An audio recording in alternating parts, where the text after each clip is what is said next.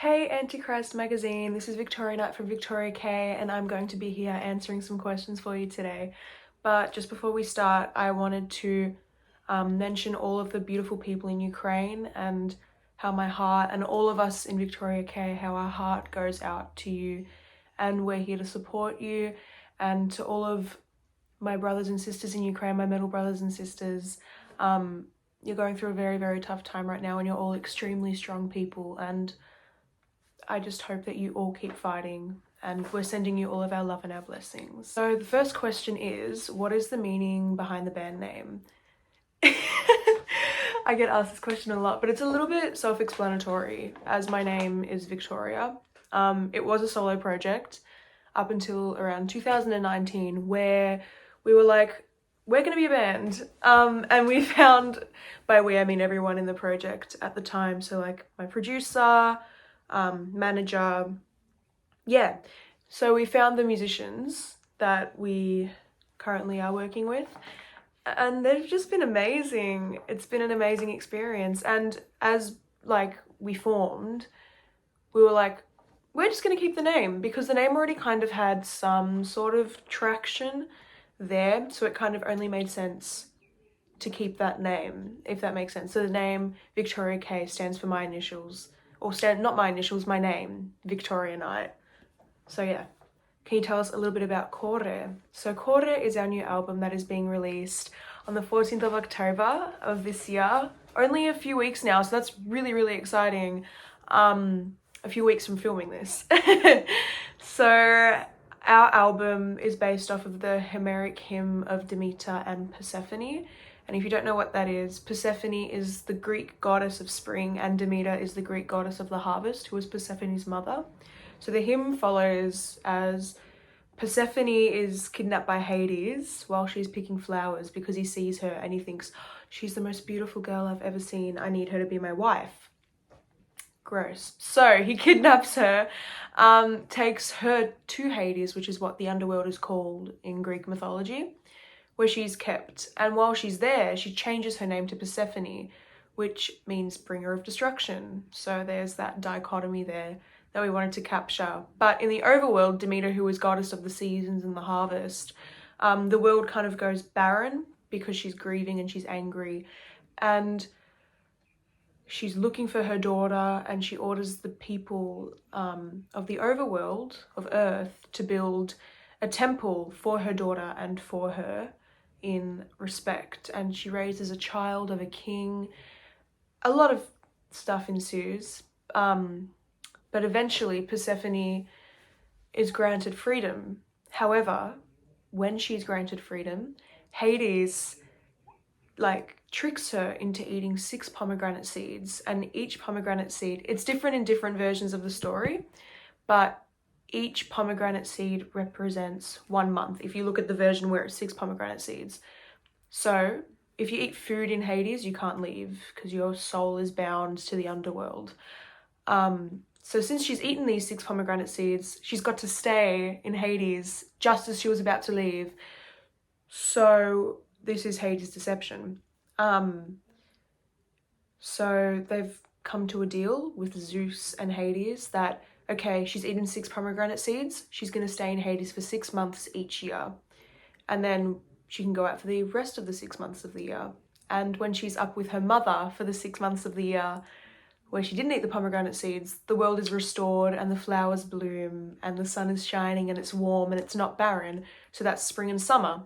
But when she's in Hades, when her mum's grieving and upset, it's cold and it's barren and all the flowers die. So that's autumn and winter. So the story kind of is the ancient Greek explanation for the seasons, which I think is a really, really beautiful thing. And it really encapsulates the secular nature of life, which is something that I wanted to capture within the album. And the story also possesses themes of female liberation, reclaiming who you are, like when she changes her name to Persephone, she's no longer Demeter's daughter, because Core, which is the name of the album, that was Persephone's original name before she changed it to Persephone, and Core translates to daughter. So she was only known as a daughter before she created her an identity and created her in person, who was Persephone. So that's kind of what the album's about. And it also touches on themes of like philosophical questions such as, is God real? Like, why do we believe in these martyrs? And then it also touches on social issues such as bodily autonomy, female rights, as well as regimes like consumerist culture and capitalist culture. So we wanted to encapsulate a lot of these important messages within this story. Can you talk about the lyrics on this release? So each song is about a different part of the story. So each set of lyrics relates to a different part of the story. If we were to look at, for example, Tower, which is, we just released Tower actually. So our single, or our song Tower, the longest song on the album, the lyrics, one step after the last one on this long road paved with our blood, that relates directly back to the story of where Demeter orders the people to build the tower. And that song is from the commoner's perspective, or like if we look at it in a modern society, it's from the working class, the middle class, or the lower class perspective, and how our capitalist society is built upon all of these working class people. So if you look at those lyrics from that perspective, one step after the last one on this long road paved with our blood, it talks about how these people, these middle working class people, which is majority, you know, I'm a middle class working person, that is what our society is built upon and how that's not really recognized. And then if you look at it from the other perspective of this song, which is the philosophical perspective of, oh, is God real? Why do we follow these martyrs? Why do, as people, do we need to worship things and other people? Another part of the song, it's called Why Do I Follow You Into the Dark? That kind of links to that idea. It's from the position of the follower. Other lyrics, such as in Mother's Garden, that's from Demeter's grief. That's what that song's about. So it talks about the dying of the earth, hence the name Mother's Garden.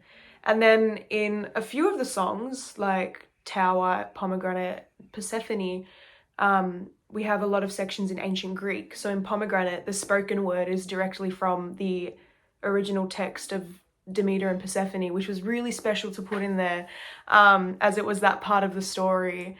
And in Tower, those words are in ancient Greek, again relating back to the story of Persephone and Demeter, and as well as in the song Persephone, she sings the chorus in Greek because that's from the perspective of the daughter. So we really wanted to like link all these ideas together in this really complex lyrical thing, as well as putting in all of these ancient Greek texts and like words from the original text to make it really authentic. Can you tell us a bit more about the album cover art? Okay, so the album cover art, ooh, it's just my lights. So the album cover art, we're really stoked with it actually.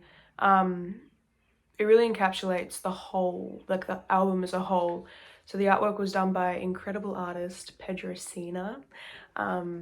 He absolutely killed it. I remember when he sent us the concept sketches after we like discussed what the album was about and the color scheme and all that. We were like, this is it. This is so cool. So the album, in the center, in the album artwork, you can see Persephone standing there. So that is Persephone. And the whole album cover is actually symmetrical.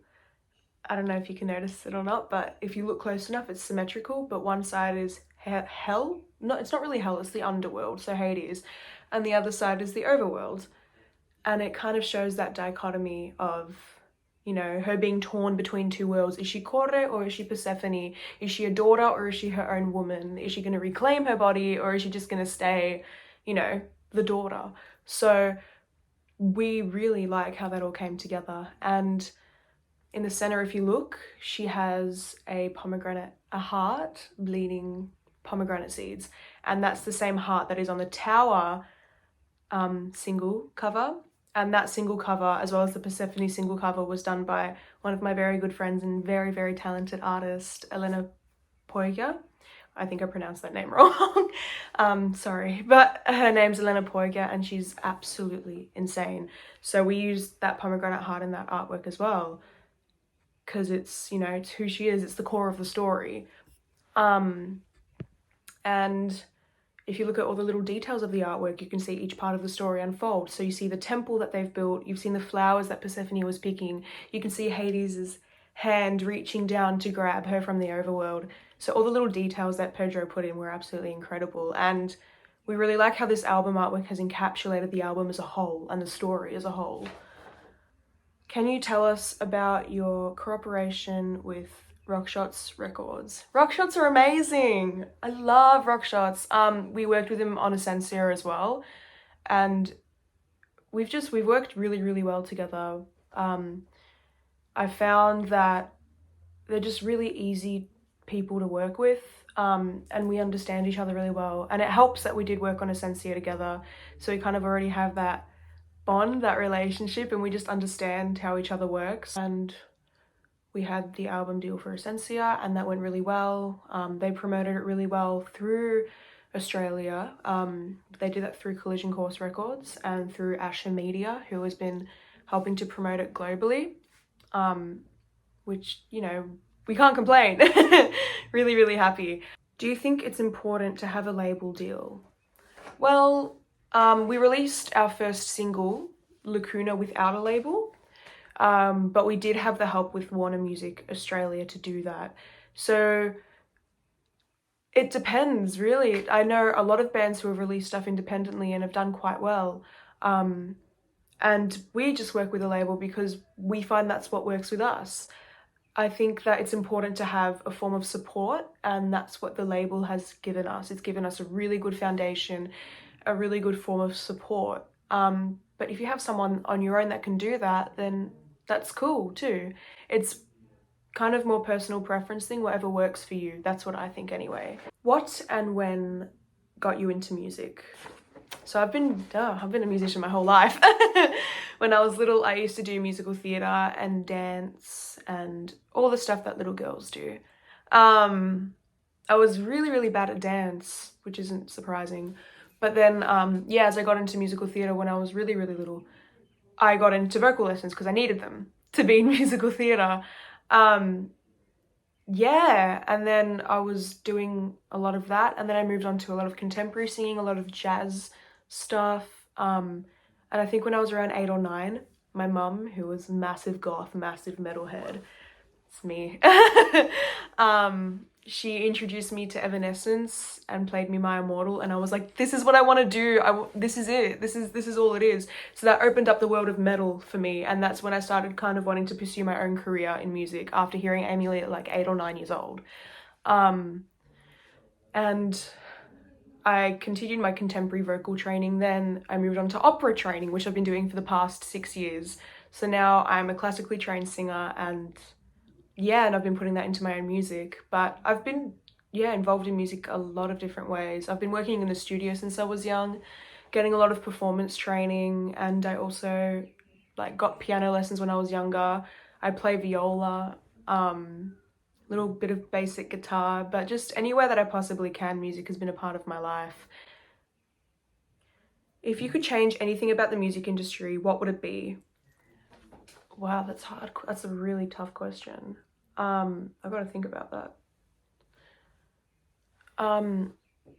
I think that, there's... it's a tough question. There's a lot of good things about the music industry, and there's a lot of, not so good things about the music industry. One thing I will say is that there's a bit of a stigma around labels, they do it for the money and stuff like that. One thing I want to mention is with managers and labels, you can get some dodgy ones. And there are dodgy people in the music industry. There's dodgy people in every industry.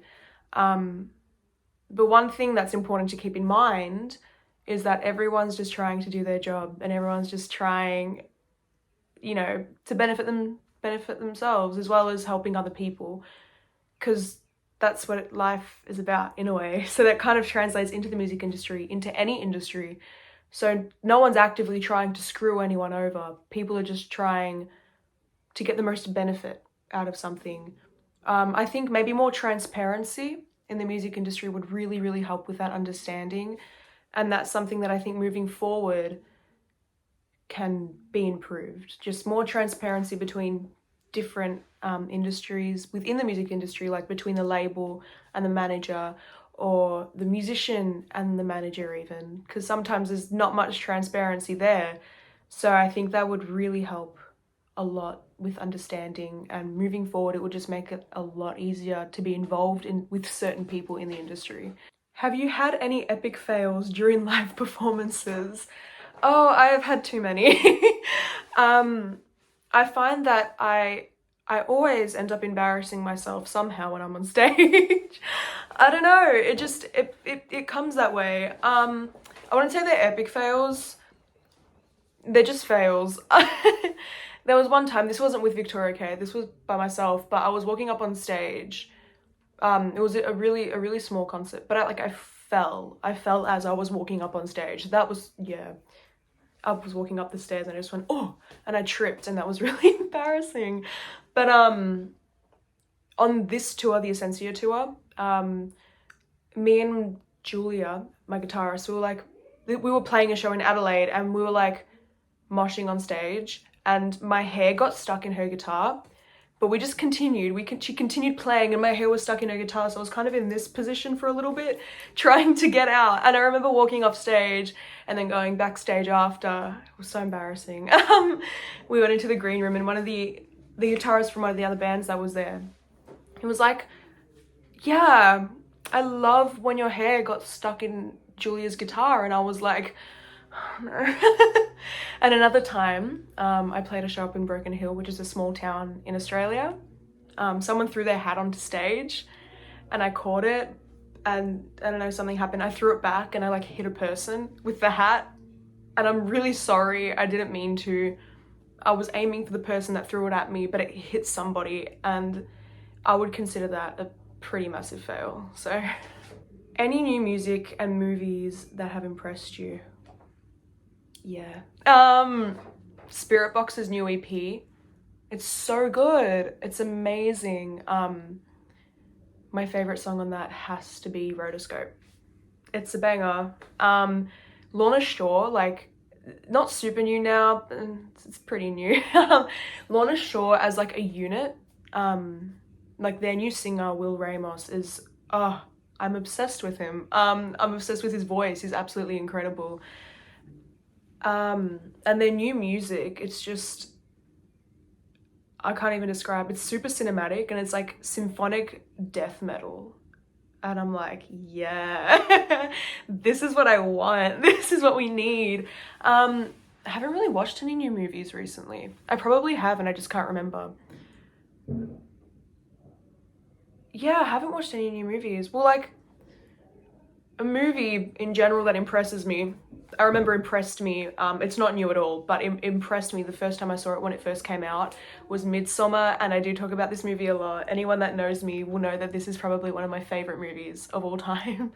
Like I said, it's not new. I can't really think of any new ones at the moment, but Midsommar, just the cinematography of it is insane, and the storyline, because I love all that Swedish culture as well, and I'm like, oh my god, I have to watch this movie. So I watched it when it came out. I thought it was awesome. Can you tell us a little bit about the current metal scene in Melbourne? Melbourne in general has a really good music scene, and I'm really grateful to be in this city that has an awesome music scene. The metal scene in Melbourne, it's thriving ever since we came out of lockdown about a year ago. So really, really grateful to be a part of that. We kind of started our tour in Melbourne as soon as we came out of lockdown. So that's when the music scene just went woof, and everyone just wanted to go out, and everything was packed all the time. There are some really cool local venues, local bars that you can kind of just go out every night, and you're bound to see a metal band.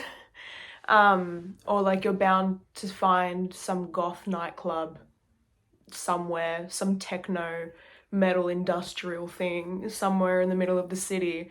And it's just because I think the nightlife here is really cool. Friday nights are always the nights to go out when you want to see a metal band, because that's when they always play, Fridays and Saturdays.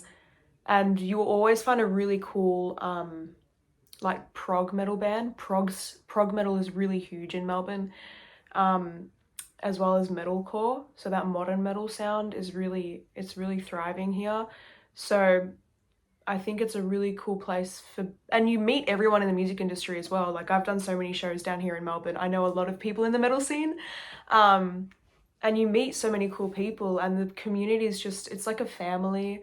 It's like a big, happy family. But if you're in Melbourne, I definitely recommend going to your local club or your local bar, in the city even, and you'll catch some really cool prog and metalcore bands. And what are the future plans for Victoria K? Well, we are releasing our album on the 14th of October, so stay tuned for that, guys. Well, after we release the album, we're looking to go on another Australian tour to follow up on our last Australian tour, and we are looking at some plans for overseas as well. So it's all in the works. It's all in the works. Not much can be said yet, but our big plan that is coming up is the release of Corre. So the 14th of October, and you can pre-save it everywhere now and keep your eyes and ears peeled. But yeah, just for now, we're just releasing Corre and then working on our Australian tour.